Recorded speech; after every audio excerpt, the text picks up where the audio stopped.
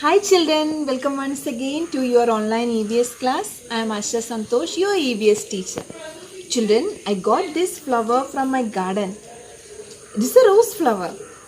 It has very nice color and very pleasant smell also. Anyway, let's start today's session. Children, we are discussing about our 10th chapter. What is our 10th chapter? Yes, plants and their parts. We already discussed about root, stem, leaves and their functions. Hope all of you have read the lesson and studied the notes. Isn't it? So let's memorize. Root is the part which we can see under the ground in plants. It absorbs water and minerals for the plant and it holds the plant firmly to the soil, and it also stores extra food in plants. Stem is the part which we can see above the ground, and stem bears leaves, branches, flowers, fruits, buds, etc.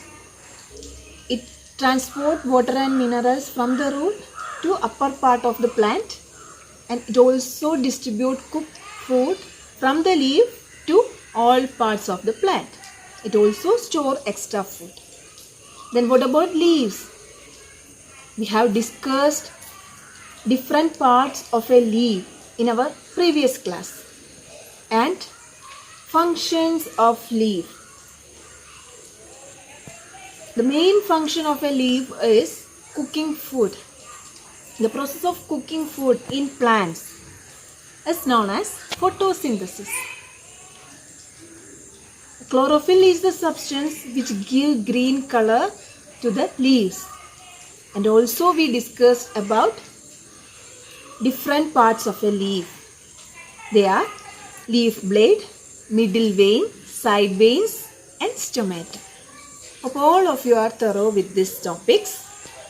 Children, today we will discuss about flowers, fruits and seeds.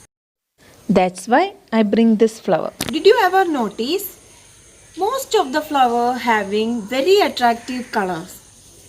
Some having very good smell also. Some other flowers having sweet juice inside it. That is known as nectar. What is the reason? Why do they have attractive colors, sweet juice and good smell? Because they need to attract insects. Through the insects they will do its reproduction. So the flowers are the reproductive part of the plant. What is mean by reproduction? Producing new one, young one. Plants need to produce baby plants. Then only it can produce next generation. Isn't it? So, through flowers, plants will do reproduction. Flowers are the reproductive part of a plant. You will learn more about this in your higher classes. Flowers turn into fruits. Inside fruits, we can see the seeds. From seeds, new plants arise. Okay. Fruits like mango, lychee have only one seed inside them. And the other fruits like watermelon, pomegranate, papaya, these all fruits have many seeds inside them. Let us read the lesson. Flowers, fruits and seeds. Flowers are of many sizes, shapes and colors. Many of them have a sweet scent. Flowers change into fruits.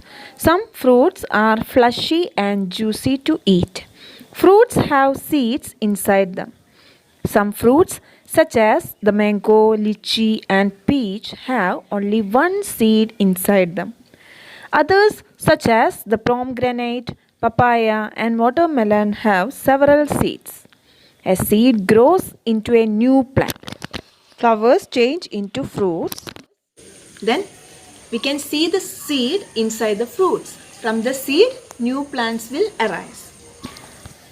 Each seed has a baby plant inside it. The baby plant begins to grow when the seed falls on the ground and gets air, water, and warmth.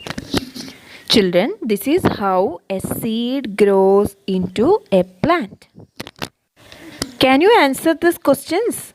Third question, list the things that plants use to make food.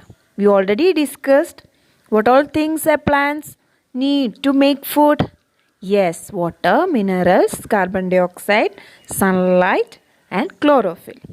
Then fourth question, what will a mango seed finally grow into? Yes, mango tree. Mango seed finally grows into mango tree. Children, today we have discussed about flowers, fruits and seeds. Hope all of you have understood this concept very well. So children, read the lesson, study the notes which I mentioned below. We'll see you in our next class. Until then, take care and goodbye.